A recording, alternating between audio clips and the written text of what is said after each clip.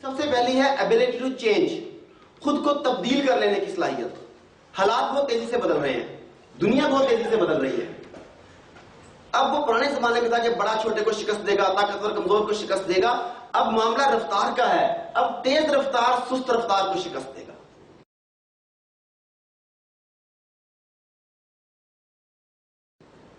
हालात बदल रहे हैं, बिजनेस के तरीके बदल रहे हैं, बिजनेस के जो रवायती अंदाज देखिए आहिस्ता आहिस्ता खत्म होते जा रहे हैं। लोगों से बात करने के, कम्युनिकेट करने के रवायती अंदाज खत्म होते जा रहे हैं। मुझे याद है जब मैं छोटा सा था तो मोहल्ले में एक टेलीफोन हुआ करता था, पूरे मोहल्ले में एक, याद है ना आपको भी?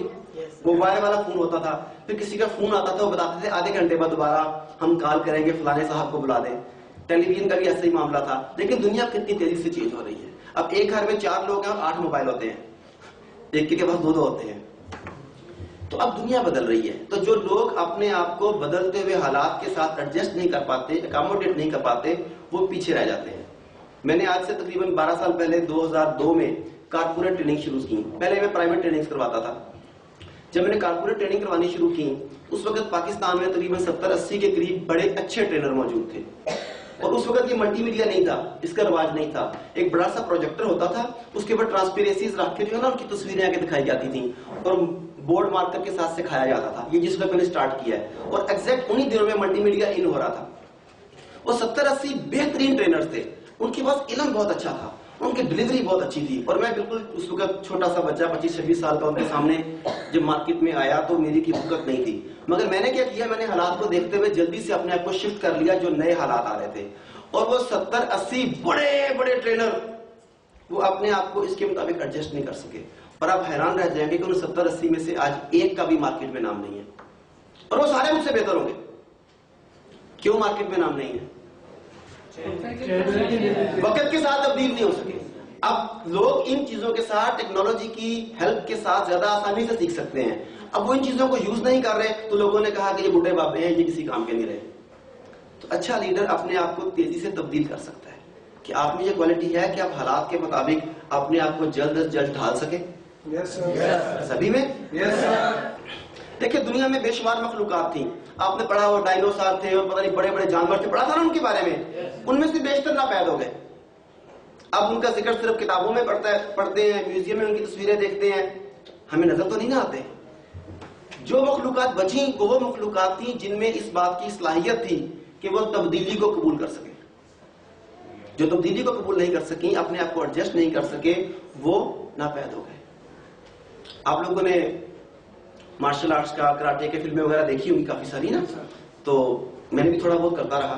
तो आमतौर पर हम चाइनीज फिल्में देखते हैं तो लोग कहते हैं जी कांगफू जो है ना या वो निंजा जो है वो बड़ा जबरदस्त किस्म का आर्ट होगा। ऐसा ख्याल है आप लोगों का? सुना होगा आप लोगों ने भी, मतलब कांगफू जानता है फलाना बंदा निंजा जानता है, बड़ा जबरदस्त होगा। मगर मजे की बात है कि मुझे 22 साल हो गए ये करते हुए, मैंने आज तक किसी निंजा के खिलाड़ी को, आज तक किसी कांगफू के खिलाड़ी को नेशनल, इंटरनेशनल या वर्ल्ड चैंपियनशिप में छोटे से छोटा इनाम भी जीतते हुए नहीं देखा।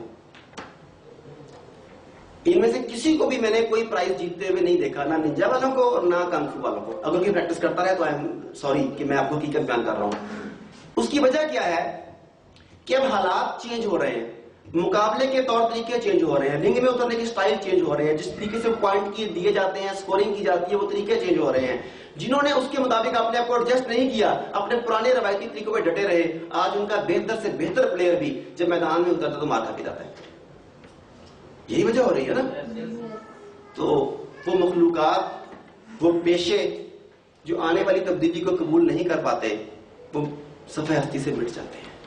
तो अगर आप जो तब्दीलियां आ रही हैं, मार्केट में तब्दीलियां आ रही हैं, आपके सिस्टम में तब्दीलियां आ रही हैं, आपकी प्रोडक्ट में तब्दीलियां आ रही हैं, आपके वे ऑफ प्रोस्पेक्टिंग में, आपके सेल्स में, आपकी टीमों को मैनेज करने में, हर चीज में तब्दीलियां आ रही हैं। जो लोग इन तब्दीलियों को एक्सेप्ट नहीं करेंगे, इन तब्दीलियों के साथ नहीं चलेंगे, वो सफ़े हस्ती से मिट जाएंगे। आज से 5-7 साल पहले, क्या सिर्फ 3 साल पहले ही ले लें, इस तरह के बड़े शानदार ऑफिस का आपकी कंपनी में सोचा जा सकता था? इतने ज्यादा पैसे लगाएंगे, लेकिन आज तब्दीली आ रही है। क्या इससे बिजनेस बेहतर हो रहा है? अब जो लोग इन ऑफिस को यूटिलाइज नहीं करेंगे, जो लोग इन ऑफिस से फायदा नहीं उठाएंगे, क्या वो मार्केट में सर्वाइव कर सकेंगे? तो फिर आज के बाद अपने अंदर इतनी फ्लेक्सिबिलिटी, जो मेरे भाई ने वहां से कहा था, वो फ्लेक्सिबिलिटी रखें कि हर तब्दीली को कबूल करने की सलाहियत आपके अंदर हो।